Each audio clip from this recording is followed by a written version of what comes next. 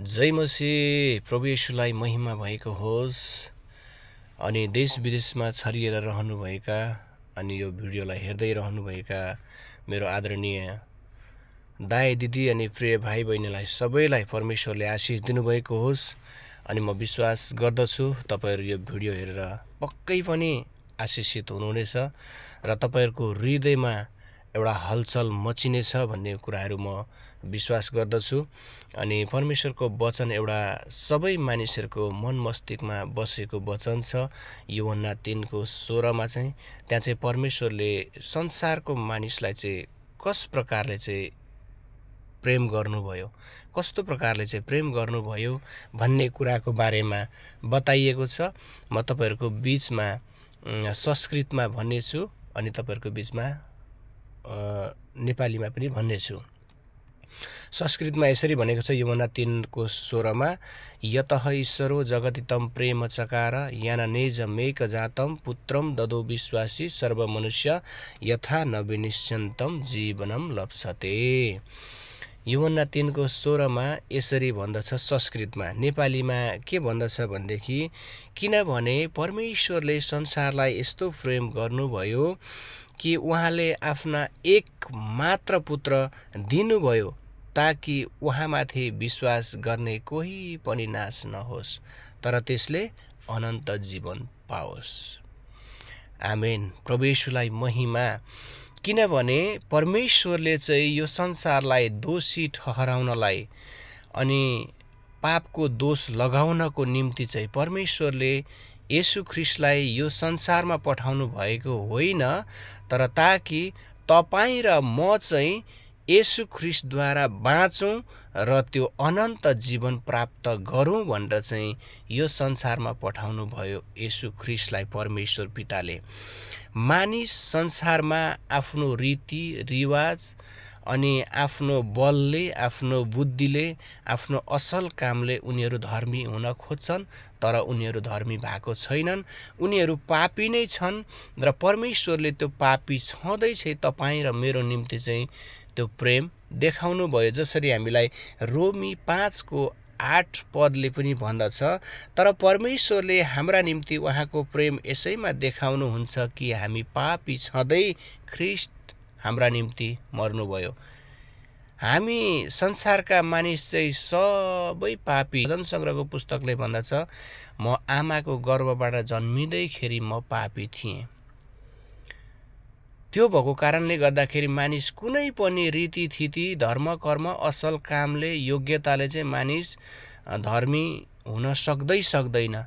त्यो भएर मानिस पापी भएको कारणले नै गर्दाखेरि चाहिँ परमेश्वरले तपाईं र मेरो निम्ति चाहिँ कलभरीको क्रुसमा चाहिँ येशूलाई मृत्युदण्ड दिएर निर्दोष रगत बगाएर निष्कोट थुमाको रूपमा चाहिँ बलिदान दिनुपर्ने थियो र नै येशू ख्रीष्टलाई चाहिँ परमेश्वर पिताले चाहिँ यो संसारमा तपाईं र मेरो निम्ति पठाउनु भएको हो। येशू ख्रीष्ट उहाँ चाहिँ वचन हुनुहुन्थ्यो अनि वचन चाहिँ तपाईं र मेरो निम्ति चाहिँ देह धारण गरेर चाहिँ यो संसारमा आउनुभयो भनेर चाहिँ यूहन्ना 1:14 पदले भन्दछ। उहाँ जस्ट त्यतिखेर 2000 वर्ष अगाडि मात्रै जन्मिनु भएको होइन। यहाँ हामीले हेर्यो भनेदेखि धेरै कुराहरू चाहिँ भविष्यवाणी गरिएको कुराहरूलाई चाहिँ पूरा गर्नको निम्ति आउनुभएको। साथै वैदिक शास्त्र सनातनी शास्त्रमा पनि यो कुराहरू उल्लेख गरिएको छ। सामवेदमा भनिएको छ प्रजापति देव्यम आत्मनम यज्ञ कृतो प्रैक्षत भनेर भन्दछ।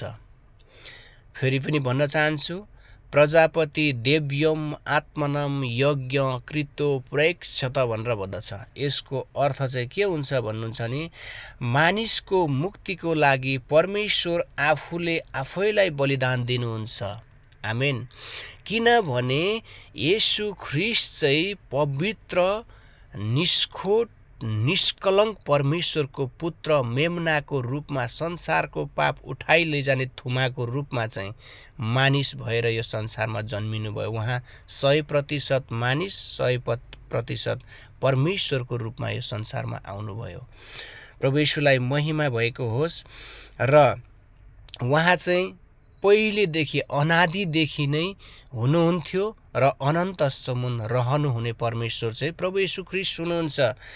यजुर्वेद 31:18 र 19 पनि यहाँ यसरी भनिएको छ, सर्वात्मा प्रजापति पवित्र गर्भमा प्रविष्ट भएर आजन्मा हुँदाहुँदै पनि देहधारी गरी जन्म लिनुभयो। आमेन।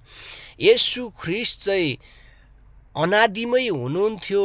संसारको सृष्टि, स्वर्ग र पृथ्वी सृष्टि गर्नुभन्दा अगावै हुनुहुन्थ्यो र पनि यो संसारको उत्पत्ति खतम भइसकेपछि पनि रहनुहुने परमेश्वर हुँदाहुँदै पनि उहाँले चाहिँ पवित्र गर्भमा चाहिँ उहाँ आउनुभयो र चाहिँ आजन्मा हुँदाहुँदै देह धारण गरी जन्मिनुभयो।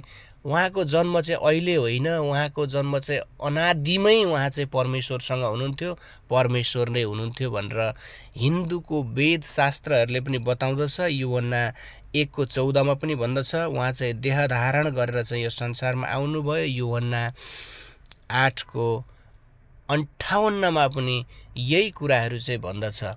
त्यो भएर तपाईँ र मैले चाहिँ के गर्नु पर्यो भन्दाखेरि, यदि तपाईँ र मै चाहिँ उहाँ साँचो परमेश्वरको पुत्र हुनुहुन्छ, उहाँ चाहिँ तपाईँ र मेरो पापको निम्ति चाहिँ आउनु भएको रहेछ र कलवरीको क्रुसमा चाहिँ तपाईँ र मेरो निम्ति चाहिँ मर्नु भएको रहेछ, मारिनु भयो, गाडिनु भयो, तेस्रो दिनमा बौरी उठ्नु भएको रहेछ र स्वर्गमा चढी जानु भएको रहेछ भन्ने कुरा चाहिँ तपाईँले आफ्नो हृदयमा विश्वास गर्नुहुन्छ भने यहाँ यसरी भनेको छ यूहन्ना 3:15 जसले उहाँमाथि विश्वास गर्छ त्यसले अनन्त जीवन पाउँछ। आमेन।